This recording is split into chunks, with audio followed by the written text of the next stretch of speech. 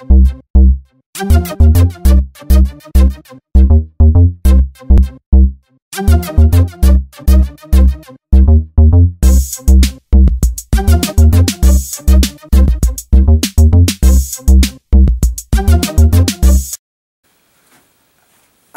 bonjour, ceci est mon journal de bord pour le 29 septembre 2012. Vous allez promouvoir ça en octobre, mais c'est correct. Alors, j'ai trois choses de quoi parler sur un journal de bord. Un, c'est un travail de français qui a rapport à mon journal de bord, qui a rapport à mon projet personnel. Deux, j'ai commencé à lire mes livres, je vais en parler un peu. Et trois, je parlais d'une source que j'ai eue sur YouTube. Alors, en premier, pour mon travail de français, ça, moi et un coéquipier, je vais écrire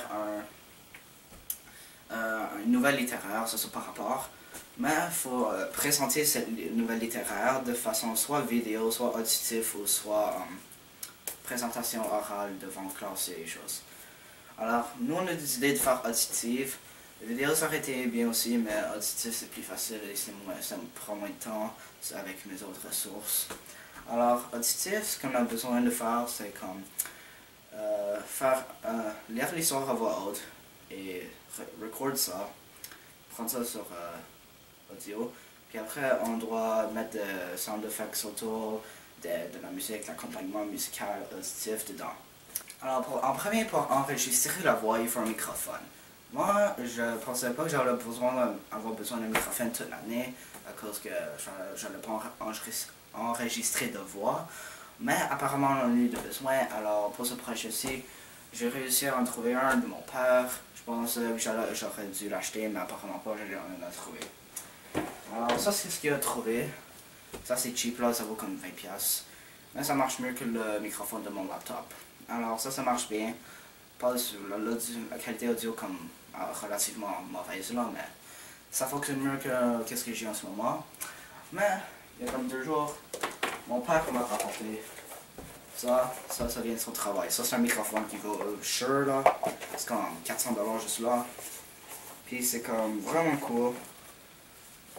Mais je pense pas que je vais l'utiliser. Non, faut pas utiliser ça parce que moi pour mon projet de français, il va falloir que j'amène le microphone à l'école, puis j'ai pas envie de perdre ça. Je sais pas si je vais utiliser ça pour mon projet, mais probablement pas, parce que j'ai pas besoin de vraiment besoin de microphone. Mais c'est cool à regarder avec, et peut-être que je pourrais le tester un peu, puis essayer de voir comment ça va marcher. Alors, pour le programme que je vais faire mon travail de français avec, ça s'appelle Audacity. Audacity, c'est genre comme Windows Movie Maker, mais pour la musique.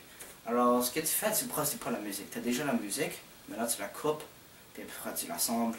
Puis c'est genre comme si tu remixes une chanson avec. Ou tu fais juste prendre des parties qui sont déjà créées, puis tu les mets ensemble. Ça n'a pas vraiment rapport à FL Studio. J'aurais pu le faire avec, mais FL Studio c'est pour produire la musique, et Audacity c'est pour en combiner ensemble. Et faire des choses, projet audio avec. Alors là pour mon livre, ça c'est mon premier livre, j'étais en train de lire Everything Music Composition Book, je l'ai montré l'autre fois. Alors ça essentiellement j'ai lu le chapitre 4 à 8 que j'avais dit que c'est vraiment utile, qui me serait utile, et j'ai lu d'autres chapitres aussi. Alors parce que l'essentiel j'ai compris, je n'ai pas compris beaucoup parce qu'il faudra prendre un enseignant pour que je comprenne ça. Ce que j'ai compris c'est qu'il faut faire une progression d'accords, ça c'est la partie harmonie. Une progression d'accords, c'est genre comme une série de notes qui vont sonner bien ensemble, qui vont un suite de l'autre. Un accord, c'est comme 3 notes. Je peux montrer ça mieux sur le piano, alors je vais faire ça. Alors là, c'est mon piano ici. On a décidé de le garder, ça c'est bien. Alors pour un accord, en ce moment, c'est 3 notes. Alors, 3 notes qui vont bien ensemble. Alors disons qu'un accord de la gamme Do, ça serait Do, Mi et Sol. Alors ça serait comme ça. Alors ça va bien ensemble. Et ce que tu fais avec ces accords-là, tu les mets ensemble, il y en a comme beaucoup de différentes sortes. Puis après tu les mets ensemble, puis après tu as une progression d'accords. Alors ça fonctionne comme ça. Puis il y a différentes sortes d'accords, j'ai pas trop bien compris comment ça marchait dans le livre. Mais j'ai compris l'essentiel et c'est ça qui compte. Alors après que tu as ta progression d'accords, il faut que tu fasses ta mélodie.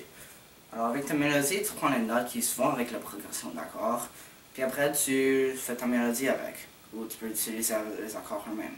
Ça marche aussi.